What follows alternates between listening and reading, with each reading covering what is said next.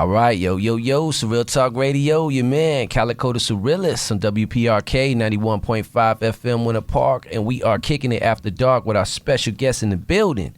And right now, I got my comedy co-host in here rocking with me tonight, so I'm going to introduce y'all to him first, and then we're going to get it cracking. I got my little cousin exclusive in here. What's going on, cuz? I'm chilling like a villain. Chilling. Like before. All right. And then ain't nothing changed. We got the newbie. We got Auntie August in the building. How you feeling? I'm feeling good. We're going to work on this name, though. We going to work on it. All right, cool. Let's work on it. Well, listen, man, we got a hot show lined up tonight. We're going to kick it off with my surreal topic of the day. We got music from around the way. We got our throwback track and my favorite part of the show, the pump it or dump. You know what, man? We gonna just skip the pump it or dump it. Even though that's my favorite part of the show. Yeah, for the sake of time, we're going to skip It's a nice highlight of the show. But yeah.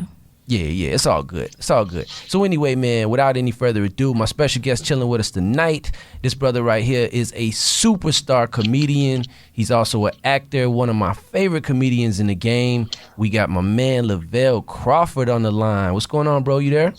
I'm good, brother. How you doing, man? Hey, man. I just came off stage right in here to do your interview, man. Man, appreciate you, man. Hey, man, thank you so much for doing this show, man, helping us grow the show and the platform and all of that. You just got off stage. I know you killed it, man. So we get to hear Lavell right after he done just let off. So how the show go, brother? Always good. Good crowd. We had a good time down here in Atlanta holding it down. ATL.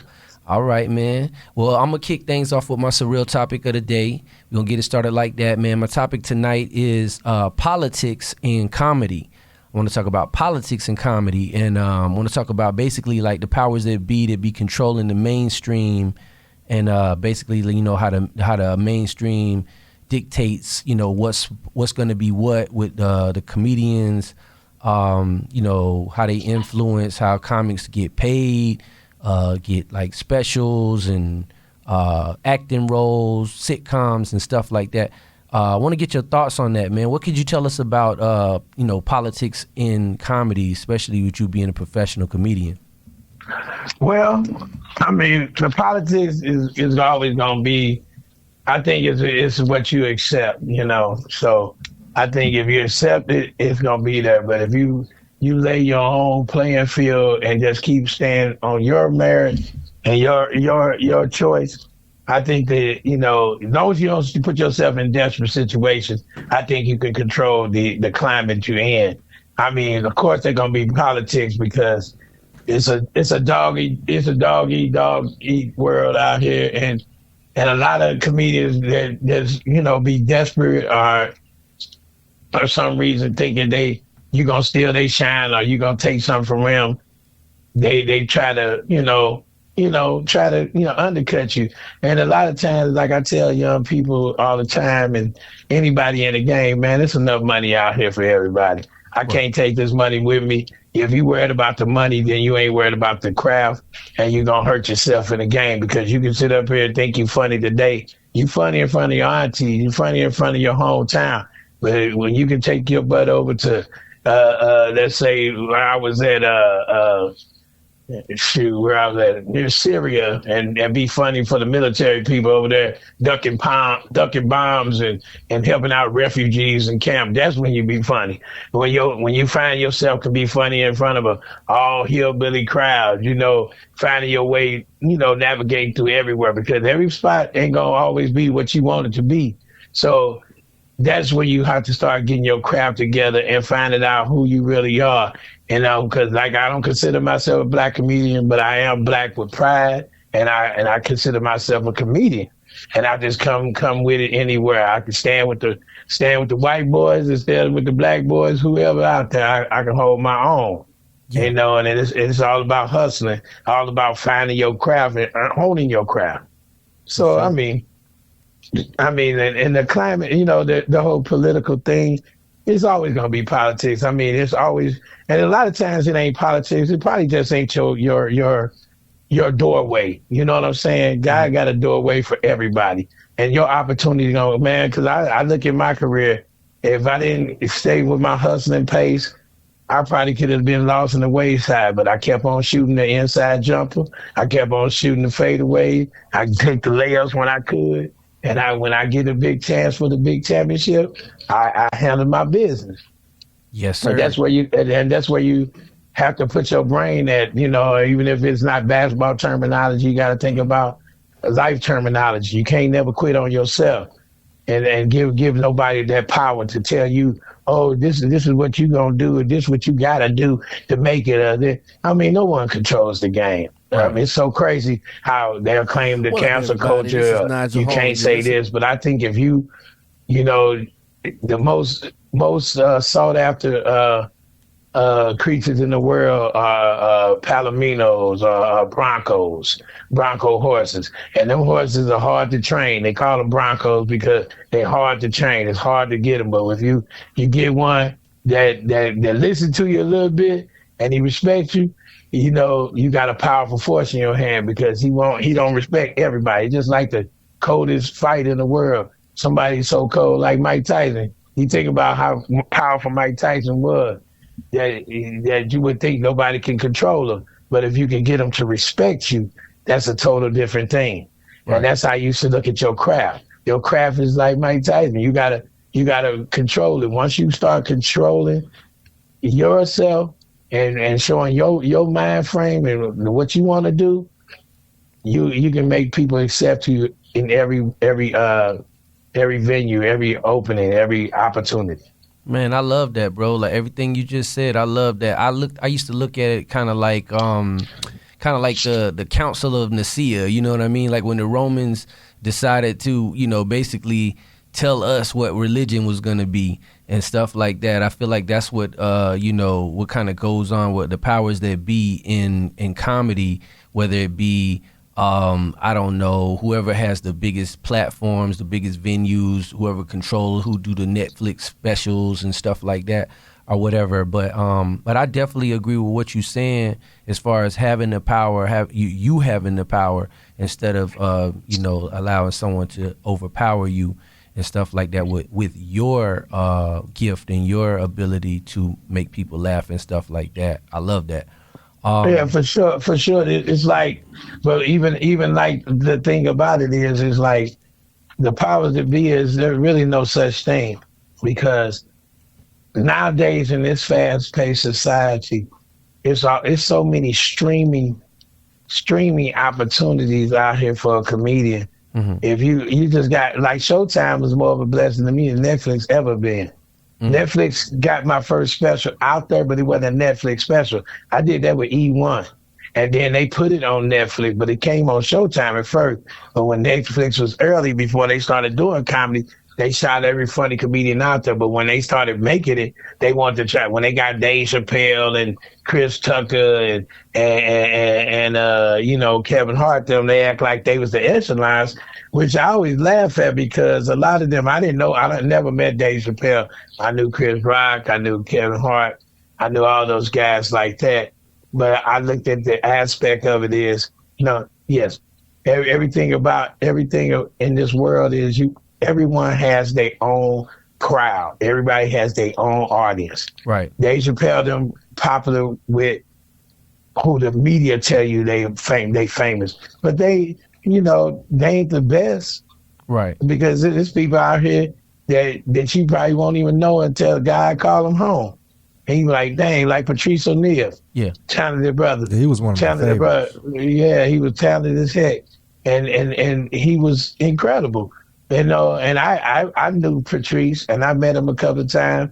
But when I watched him, I said, man, that dude, he steps out on his own. He walks the thin line. The great Bernie Mac. Bernie Mac made him separate. He said what was on his mind. He didn't let nobody dictate. Oh man, we gotta watch our mouth. Like when we do radio, we can't cuss. And like my thing is, I'm a comedian. I don't need to cuss to be funny. I just cuss when I want to, because I'm 55 years old. Yeah, I get it. You know what I'm saying? But when I'm in a certain thing, from church to being respectful to someone's broadcasting, because if I cuss, it ain't gonna hurt me. It's gonna hurt the person that wanted me to come on and bless his show. You know what I'm saying? Thank you so much. But we done had Bone Thugs and Harmony on this mug, and they was some thugs.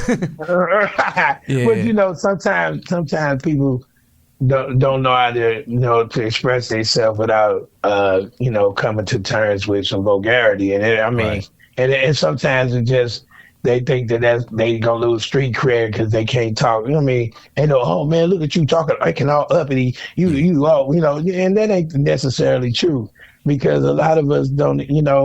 A lot of us, when we were a kid, we wasn't cussing because we get the crap slapped out of us. Yeah. But then we get older. Like my son, he told me he said something real wrong at school to his friend, but he would never say that around me because I crush his larynx.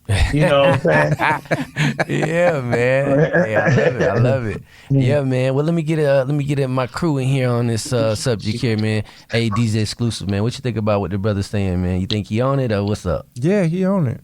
I had a question about how, comedians go on tour. Is it politics as in who should close, or are comedians afraid to go after certain comedians? Well, yes, this is politics, because a lot of comedians, you got some that got more credits than others. But when you have comedians, like I've been on several tours where we all got credits, but then that one that got maybe a drop more credit, and he thinking that his ego gone, not let him come behind, not letting somebody go up and find, I'm the headliner, boom, boom, boom. But that always change when you got somebody with them hands, and I mean comedy hands, when you come up on that stage and you blow that sucker out. I done had a lot of people complain, oh, he's doing too much time, but that don't be the truth, because I do the right amount of time.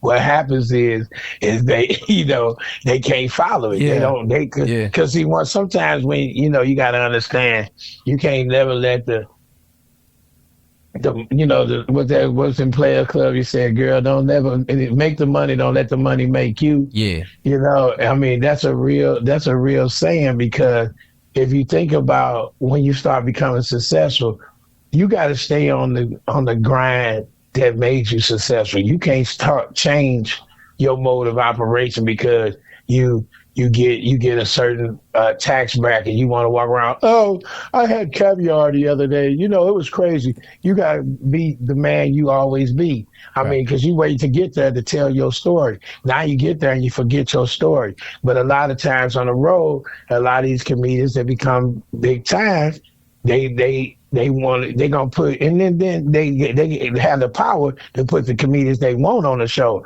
But when they start losing that power, where they ain't selling no tickets, the only reason I'm on the show with you because you need some help selling these tickets. They need a better package. Mm-hmm. So then your arrogance coming, man, why he going up last? I got this. And I said, you more than welcome to go up last. I can go up first. I don't care. Yeah. I go up before the crowd get there, as long as I get my check. That's what my attitude is now. But I never had the arrogance that I got to go last to prove something.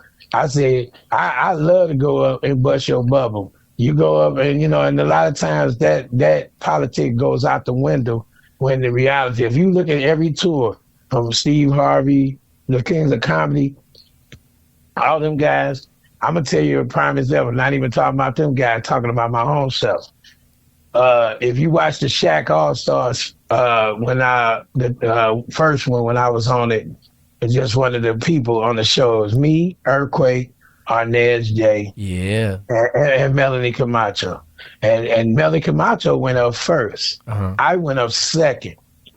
I think Arnez J went up third, and Earthquake was supposed to close. Mm-hmm. But when I ripped the hole in that sucker, they edited that whole thing, and my part was last, and everybody else, everybody else went before me. They had to edit it to make it look right. So basically, you got to understand, because you be thinking it wouldn't be like that. Because like when I hosted the Shaq All Stars, my hosting it overwhelmed the comedians. I mean, they was funny, but me going up first and doing my 25, 30 minutes, the comedians like, man, we can't follow. I said, yeah, you can. You go up and do your best. Do your thing, but the thing about it is, it's like, when you're a samurai sword, you're gonna cut deep, you're gonna cut hard, you're gonna cut through metal. You ain't nothing can stop a samurai sword. So I mean, nobody can really go up against it. It's unstoppable in the right hands. It's the most deadly. It's more deadly than a bullet. So when you're just that kind of guy, it's hard for people to come in that. And I don't sit up here and think I'm the best. And that's why I think I keep writing and I keep giving my energy, because I don't think I'm where I want to be in this game. So as long as you keep that energy in your mind, there's so many mountains you need to climb. You can go up and do better and better and better. But if you go up, I'll kill. I mean, yeah, you do, but kill tonight. Yeah. You know what I'm saying? No, I definitely love everything you just said, man. I'm with you 100% on all of that. Hey, Miss August, you want to add anything to that before we move into the next segment? So what about your comedy with your son? You said if he say something, you would chop him in the throat. Do you think? How do you think you doing being a comedian and what you say have an effect on him? Well, I mean, if you watch a couple of my specials, he done introduced me a couple of times. He went up and did some stand up too. I mean, he's a natural with it. He does well with the jokes I write, and he wants to be an actor. And he plays basketball. I played basketball, but I didn't start. He starts. Yeah, I heard him on some of the specials. He was good. Yeah, but he's a, I think it really talent runs through it. Creativity runs through your blood. It's a natural thing, because he always trying to be funny. It's crazy, because you wouldn't think he would, but I think he sees my persona, and I don't always try to be funny, but I do be, I get in my mode where I just act silly with him. But I think he starts catching that wave, and he starts being exactly like I am. So I think it gives, I think it bleeds off into him. I mean, his own way. You know what I'm saying? Mm-hmm. Cool. And, I mean, yeah, definitely. All right, so I want to put this topic on the back burner for a little bit, so we got enough time to chop it up with you about what you got going on and let the people know, background and stuff like that about you. Anybody want to call in, though, 407-646-2915. If you want to call in and give a shout out to Lavell, if you want to, we usually had to pump it or dump it. But if you want to call in and give a shout out, you got a question, please keep the call brief so we got enough time to take calls. But right now, in the meantime, we're going to get real live with Lavell and find out, a little bit about him. I want to start out by, let's rep where you from right quick, man. Where you was born and raised at, man. Let the people know. Straight up show me state, St. Louis, Missouri, one and only. Home of the best baseball team in the world, some of the best talent in the world. We got from Nelly, the Cedric Entertainer, the Torrey family, from myself to, great city in its own, small city, but it was on the news for like 5 days during the Mike Brown incident. So, yeah. So, I mean, a city I love and always gonna hold dear to my heart. Hey, man, you showing love, man. And I want to say about St. Louis, I got a lot of family in St. Louis, man. And I want to say this, man. I know East St. Louis ain't no joke, man. That you need to hang out in St. Louis. You'll be East St. Louis ain't too much. It ain't too much over there no more. Oh, okay. But St. Louis grimy, man. Yeah, man. St. Louis. I don't even know if we got a police force no more. Honestly. Oh wow. Hey, man, St. Louis ain't no joke. I'm scared of that place, man. Okay, so you went to Missouri Western State College, right? Yeah, for a little bit. Yeah. All right. Did this have anything? Did this help you in any kind of way with your comedy career? Actually, it did, because I wanted to be a rapper back in the day. Though I was gonna call myself Fat Free. I was gonna call myself They said the fat is free, but the rap costs some money, And I used to go up and beatbox, and we won a couple of talent shows. But I'd be on stage rapping. But I'll be rapping and making fun of people in the audience. Okay. And I had a gift for doing that, and it was really funny, and people loved it. I mean, I had white kids, black kids come over to our dorm room and I do a whole thing. We had battle raps, and I was killing cats in battle rap, and because they was like, man, this dude just be thinking on top of his head and stuff. Yeah. But I like I love the part of, I didn't trip off the part of the rap part. I love rapping, but I didn't trip off that part. The part I tripped off was the laughter, and it was wild to hear people laughing and making them laugh. And I started getting addicted to that. And then Black Student Union, we booked Sinbad, was our first black comedian, because I would go see white comedians. I thought they was cool, and I was like, they would come out of school, and I said, we watching it, and I like to laugh. And then one time we decided to bring Sinbad. That was the first time we ever brought Sinbad to my school. And when I watched him, man, me and Sinbad seemed like we had a moment when we talked, before he came down the stage. And then I sat up front and I was laughing the whole time. And I said, man, it's incredible. And I told him that day, I said, hey, Sinbad, I'm going to be a comedian too. And he said, all right, man, I'm just letting you know. I mean, it's going to have its ups and downs, but man, you're going to love it.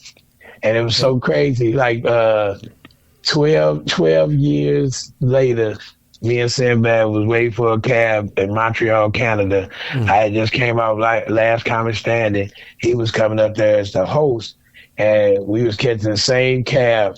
Man, and we met. We talked to him. And I told him about it. He was like, "Man, I remember that."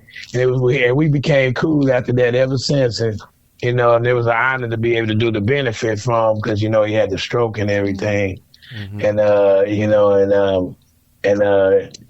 wish him best wishes. I hope his health gets better and better. But that he was my inspiration up there when I was in college.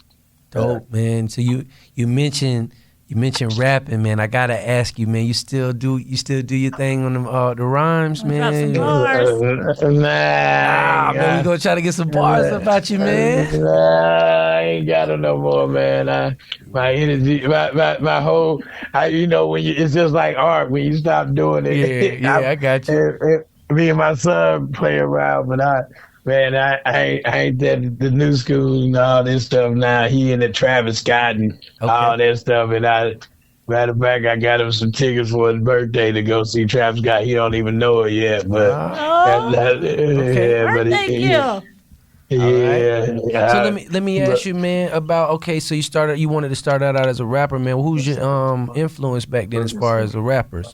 Oh man, shoot, back with the greats like Rakim, of course, and Chuck D, Tribe Called Quest, Lost Boys, cats like that, man. All those cats, leaders of the old new school, and all the whole the brand Nubians, everybody from that game, man. Big Daddy Kane, of course, yeah, man. Of course, some of the hip hop like LL Cool J, the Fat Boys, for everybody out there. All right, boy. I'll let you. Good job, man. All right, so let us know, man. Tell us this. When did you know that comedy was your calling? Oh man, I was going to community college and I was bullshitting around. Oh, I'm sorry, I wasn't supposed to cuss. I'm sorry. You good. And I was going to community college, and I was wasn't doing what I was supposed to do, and I was I used to have this lady friend. She was a friend of mine, and I used to joke about I do impressions of everybody in my church, and I used to make her laugh so hard. And I said, man, I be making people laugh all the time. I said, man, I know I can do this, and I was going to community college. I was in community college and I was sitting up there, man. I would make everybody at the, we watch basketball. I play basketball out there with my boys, and I would make everybody laugh. And I said, man, he said, man, you need to go and try to do it on open mic. You need to go and try to do it. I said, man, I know, man. I need to go on and do that, man. I need to get it in, man.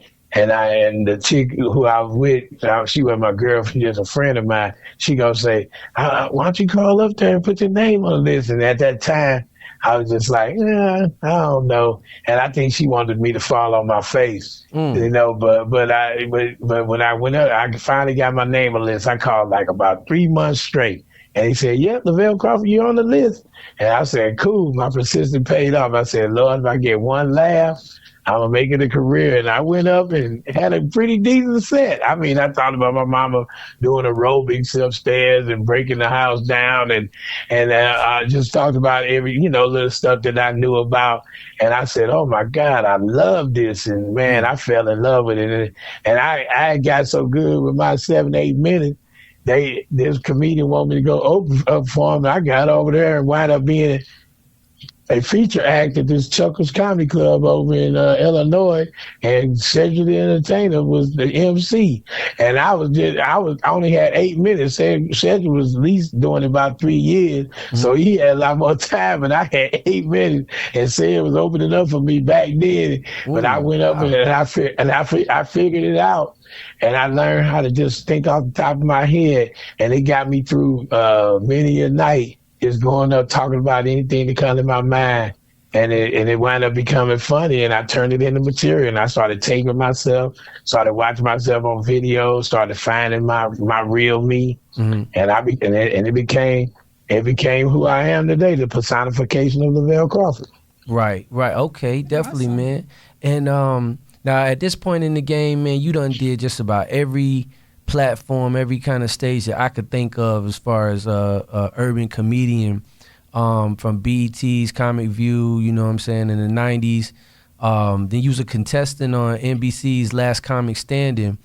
And I want to ask you, man, because you in this contest right here, you ended up losing to John Reap and in the season finale. And, like we was talking about the powers that be, and we was talking about, earlier in the conversation, we was talking about, mainstream and stuff like that, people controlling the narrative and stuff. I wanted to ask you, man, because this is me personally speaking, I don't, in comedy, and I know that comedy is subjective, but I just can't see you losing to this John Reap dude. What was your thoughts on that? Well, I mean, my thoughts on the loss, I was mad because I wanted the money, Okay. That's why I wrote out my tithes to the church. That's real. I just knew I knew what I was going to do with the money, man. It was just going to set me up for a minute. But for every opportunity you get, even if it's a loss, it's never a failure.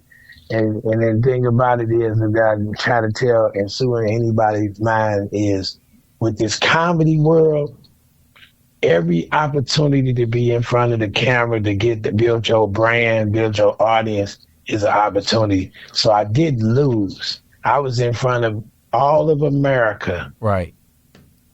Every day of the week for 3 months. Right. All of America. I'm talking about, how they had America Got Talent, where everybody said people don't even watch that like they used to watch Last Comic Standing. I was in people's households, white, black. When we did the tour, I had touched so many families. They had so many. Of course, it probably was politics. I'm sure that. I mean, being a black dude in a white America, they think they always set the scenario. Trust me, when we was doing it, Last Comic Standing, when we was down to the grand finale, it was me and John Reap, when they had the rehearsals, I did my act like I won when they announced the winner with a stand there. John Reap did his, announcing his with Bill Bellamy. Mm-hmm. And when they was coming down to do the whole, they had this whole interest for us. They had him on a big ass platform, and had me on just walking in with a band, like trying to make the little me, And then I got an attitude because I seen the, the whole crap. I mean, if you're gonna do me wrong, don't let me see it coming, because if I see it coming, we gonna have a problem. So I called him out. I said, man, this is some crap. I know what y'all gonna do. This is something that I just said. I know that y'all set things up. I said y'all set up where y'all want to win stuff, and I said, you know what, y'all can have it. I'm going home. Y'all can have it. Y'all announce John Reed the winner. I'm done. Mm. I said, y'all don't need me for this. And they gonna say, and I had them over the barrel. So they had the producers come. They was begging me and talking to me, and I was just like, man, I don't care. I said, I don't need this. I got everything I wanted out of this. I mean, he said, yeah, we could cut you all out. I said, you can't cut me out because I was great. Right. I said, I'm memorable. I said, one thing, when you know your worth, you're a dangerous person.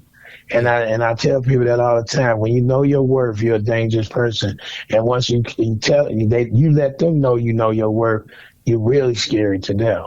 Yeah. And the thing about it was like, okay, Lavell, we apologize. Trust me, we don't know the outcome. I said, you know the outcome. But the thing about it, the way you're treating me is highly disrespectful. I feel you, I said, so in that politicking part of the situation, yes. Yeah. But like I tell everybody, go ahead. Let me say this. Yeah. One thing I tell comedians, actors, whatever, exposure is way more important than winning that little piece of paper.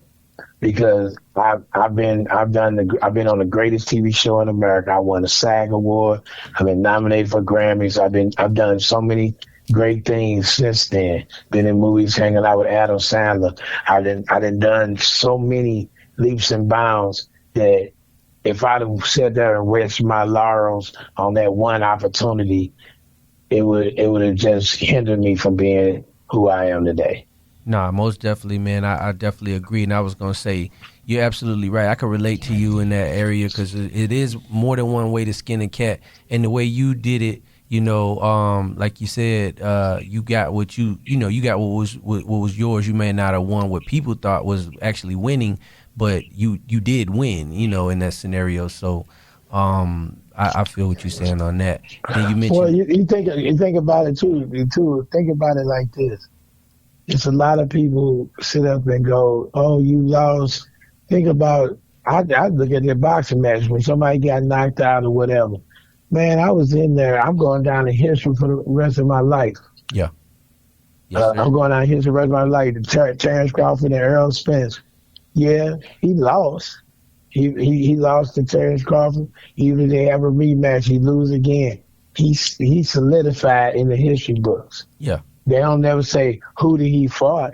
They gotta watch. It was a championship belt, so that they don't know who he is. It's just like, always know that you reach a pinnacle in your life.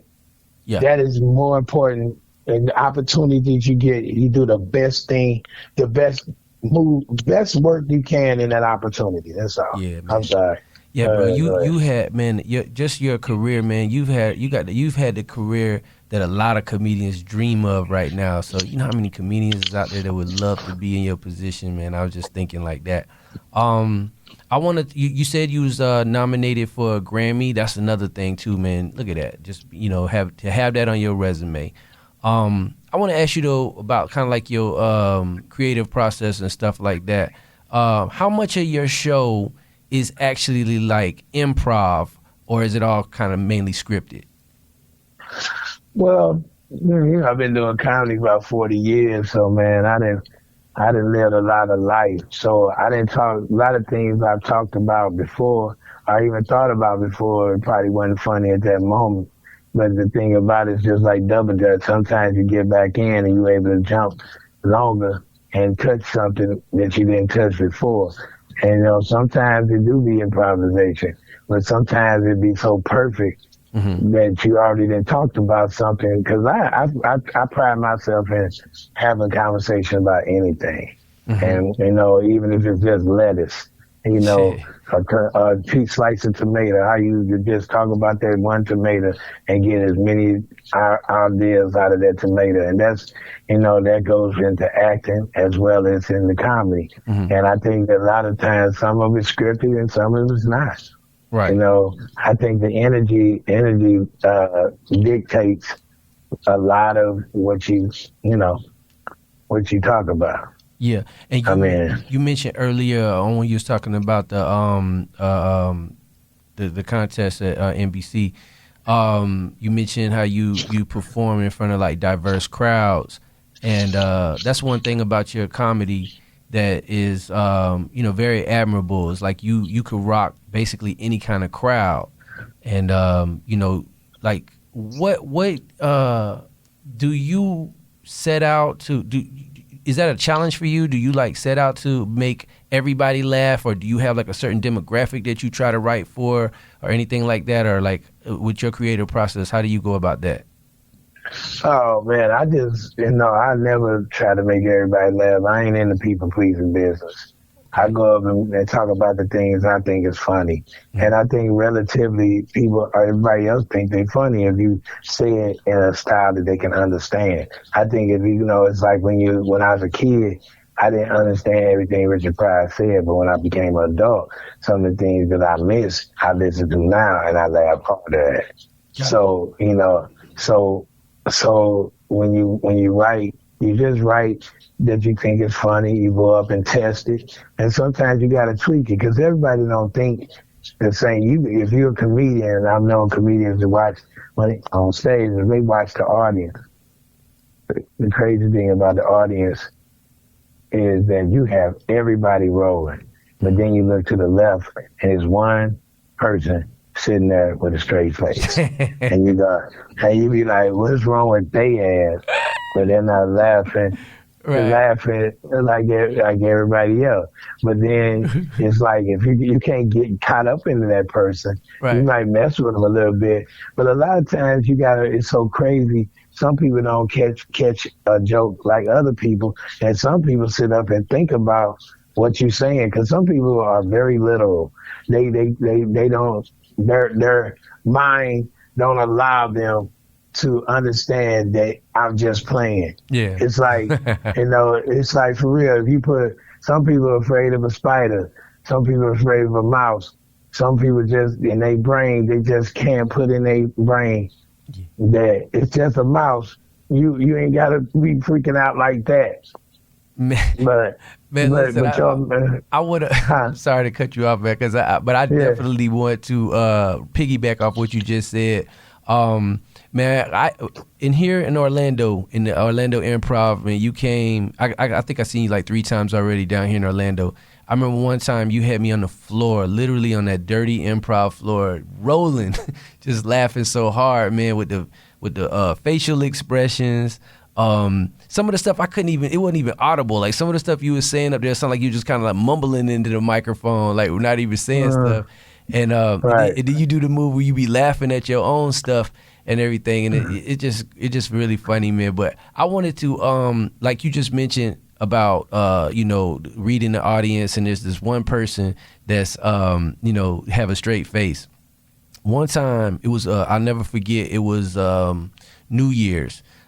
This might have been 2019, but it was New Year's, and we was bringing it in with you at the Orlando Improv, and me and my sister was in the front row, and I remember y'all had this back and forth thing, man. It was so crazy. Y'all went back and forth for about 10, 15 minutes straight, and one thing that I remember about that is after the show was over with, she came up to you to get a picture with you, and you such a good sport about the thing that you took the picture with her after you was like, man, you just trying to mess up my show.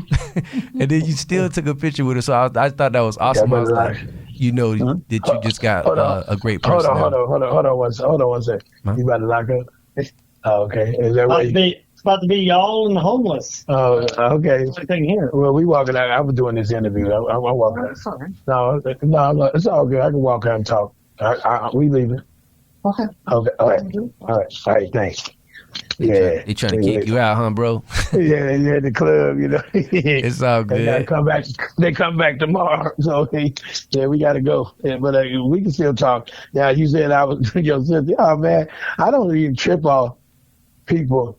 Only time I trip off people when they try to get mad. Too mad. Now, if you a good sport and I keep you in that energy, and we having fun, I don't care, man. I think, sometimes interaction is a lot of fun, and people can laugh and have, I never take it to heart because people go, I mean, her natural perception of anything is And she a woman. She gonna try to stand up for her own, no matter what. I ain't gotta crush her. I know how to manipulate her. I grew up with sisters. I know how to be that bad little brother, or bad big brother to torture you my own way. Yeah. you know. So, but even with guys, when they get an attitude and try to get tough, I laugh them out the door because I think it's hilarious. Yeah, when they man. try to, I thought that was so stand-up of you, too, because like I said, y'all was going back and forth for a good 10, 15 minutes, and then I was like, this dude ain't finna take no picture with you, you know what I mean? You done messed up his But then you took the picture with her, took a picture with me and everything. It was dope, man. It was just an awesome way to bring in the year. I know they can't. They really can't. I don't give them the power to mess up my show anyway. So it's I laugh and work it into the show. Yeah, man, for sure. Let's talk about specials real quick, man, because you got a good amount of specials right here. I'm looking at, and I seen, I know I done seen about 2 or 3 of these. I love them all. But do you have any new specials coming up? Anything you working on? Well, I don't know which ones you have, but I did. I just did the one back last year called The Lavell Crawford. That was in New Orleans. So that was a great fun time doing that special. And I'm about to shoot another one called. I'm doing another special hopefully I think in November we're gonna try to shoot it called I Can Eat. Talking about all the foods that I used to enjoy and stuff I used to do, before I had some weight loss, Okay. So that's that's the next one's coming up though. That's the next special, and hopefully I'll be shooting a Lavell and friends. I got a lot of talented friends that don't get the opportunity that a lot of these, a lot of doors that don't be opening. So I'm gonna try to help out, reach out. Because like I said, one of my favorite people is Adam Sandler, how he helps all of his SNL friends, and and I always wanted to be like that. All right, looking forward to that. I mentioned you being an actor, so you starting to get some acting gigs and things of that nature. What do you, as far as acting, what do you like better? Do you like stand up better, or you like acting in the movies? I love it all, bro. Love it all. I mean, you can't compare opportunities like movies and comedy specials and doing shows into the real world, which I like better. It's all great. All right. mean, you know what I mean? Because I'm doing, and people go, I like telling jokes more. I don't get tired of comedy. That's very unappreciative to the opportunity and blessings God give you as a slap in his face, because, man, I got to be on screen with some great actors, from Giancarlo Esposito to Bryan Cranston and Aaron Paul to Adam Sandler to Tim Meadows. I've been, got to everybody that I watched on TV. I got to experience stuff with them. Right. And getting to do those things is amazing. Yeah, man. Well, listen, I want to be respectful of your time, man. I got a couple more questions I want to ask. I got some questions from the audience I want to get out. And, let Exclusive and Miss Hillary over here fire off a couple, and then we're going to let you have a good night, man. I got a question from this guy, James Yon. He asked, in the age of cancel culture, how do you navigate as a comedian when it comes to material that you choose to stay on the stage? It's no such thing as cancel culture. That's a made up scenario that people take and accept, and it's bull crap. Gotcha. There's no such thing. I mean, anytime you call, how you gonna cancel somebody? So you don't let nobody dictate what you say on the stage? No, not at all. Got you. Okay, cool. I mean, the thing about it is I have respect for my audience, and I talk about what I want. I mean, if you come to a comedy show and to judge and try to cancel, you need to go to hell, because you shouldn't be there. Got you. I feel you. Because first of all, that's like walking going to to the jungle in a safari and suing the people for you getting ate up by the lion. You knew that lion was gonna be there. Yeah. It's a safari. You had a chance. They tell you sign a waiver. You might get ate up by a lion. You know. Now you want to sue them because you getting ate up by a lion. That's some BS. I mean, the opportunity of different things is not. It's not gonna be no. You can't tell a comedian, hey, please don't say nothing about people with 1 foot, cross-eyed people. You can't make no jokes about dudes dating midgets. I mean, you can't sit up here and tell people what they talk about. My act is my act. If you understand and come and watch a show, comedians, do your research when you walk in there. It ain't our job to sit up there and pull back for you. That's insane. I got you, man. It was a good question. And that's a setup. That's a setup media question. That's that whole when people say that just a conversation that this world. When you start accepting whatever somebody tell you, that becomes you become caught up in the main frame of BS. That's what I say. I'm sorry. Go ahead. Okay, now I thought it was a good question. I thought it was an even better answer. This question comes from Michael McLean. He says, "Who's your Mount Rushmore of comedians?" Okay. Well, it changes all the time, but I think the main Mount Rushmore is, of course, Richard Pryor, Robert Harris, Red Fox, and it's a toss-up between Larry the Cable Guy and Robert Schimmel. Okay. Yeah. Mm-hmm. Oh, okay. That's cool. All right, so I'm gonna turn it over before we let you go, man. I'm gonna turn it over to DJ Exclusive and Miss Hillary here. I know DJ. I already know, man. You finna bust him up with some Mr. Brown and the versus Lavell thing, ain't you, man? I did like that moment because he wasn't even supposed to be on the stage.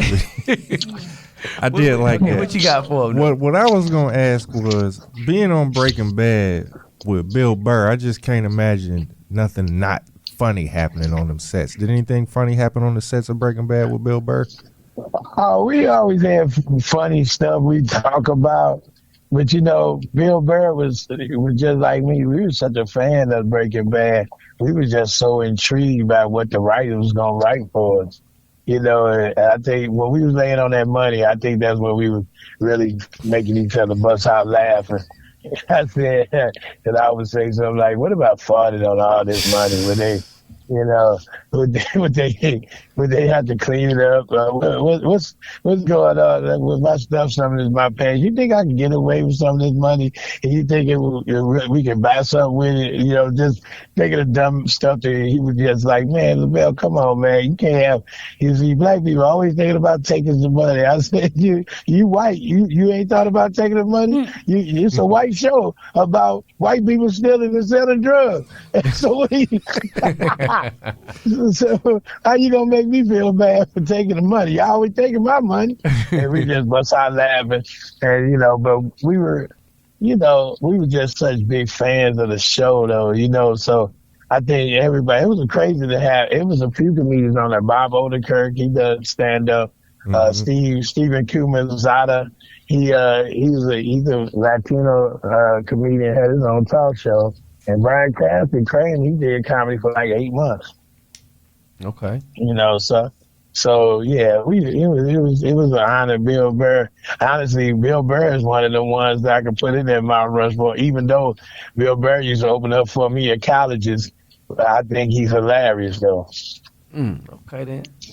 So Auntie August, what we got over there? You got something for Lavell if we get up out of here? I'll be on the auntie vibes. So I guess for me it's more what legacy do you want to leave out here in the comedy world? A comedy legacy? I hope I can destroy the satire that BS cancel culture. hope I can break that, because you can't be a comedian if you're worried about what somebody thinks. You can't be a human being if you sit around worrying about what somebody thinks. Indeed. I mean, because that ain't why you got into it. You got into it to be hilarious and talk about what you think is funny. If you sit up here and talk about what everybody else talking about, would it be stand up anymore? Absolutely I not. mean, so that's the legacy I want to put in your mind, is that keep comedy, keep my name, my comedy name out of your mouth, and let you know how to use it right. Because Right. for real, because I think that people that sit around nitpicking what it is, they really sitting around weighing it up. But if you look at everybody who became somebody, and honk your horn, they know what they mean. Like from Roseanne Barr to even the great Richard Pryor, I mean, who, he broke barriers, man. He stepped in the areas where, he wasn't allowed to go. Bernie Mac, man, the more you get to know about him, man, Bernie Mac he played his own music, and you had to come and learn how to listen to it. I mean, well, how you gonna sit up here and try to control comedy? Wish they could, but that's the lie that the man tells. When that's the story of Moby Dick, is how the man was trying to capture Moby Dick.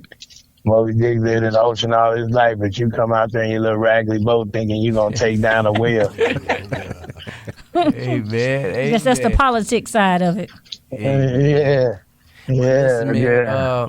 Since we did infiltrate DJ Rogue's segment, and we took his time slot, it's only right that we let him ask a question. So we're going to let DJ Rogue ask you one final question, man, before we let you up out of here. All right, big homie, what's happening with you? What's that? That was my question. No, I'm joking. So look, I come from Moffett Ave in St. Louis. Moffett, okay, I know. And Natural Moffett. Bridge and all that good Natural stuff. Bridge, I know. Right.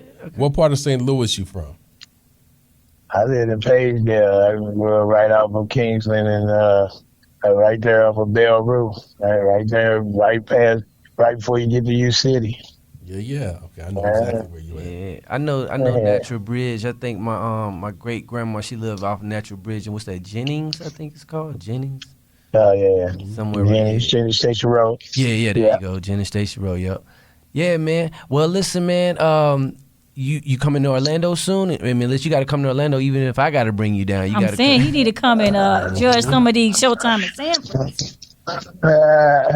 Well, I got I'm probably gonna be on this tour, man. Me and Bruce and some more did it again. I think we're coming back out, so Okay. I'm thinking we'll be hitting Orlando again, the arena. So I hopefully I can let you know. I got the number in the Rolodex, so For sure. I'll put it out. I'll put it out there, because I ain't did the improv down there in a minute, man. It's been a minute.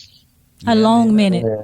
Well, listen, man. I was in Orlando, but I was fishing though. I was on this private state, and we cooked up like we was in an air fryer because it was so hot. Man, I love fishing, man. You got me thinking about fishing now. But all right, man. So I'm gonna let you get up out of here, man, and we'll give you time to give your shout outs, man. Anybody, let your people know you love them.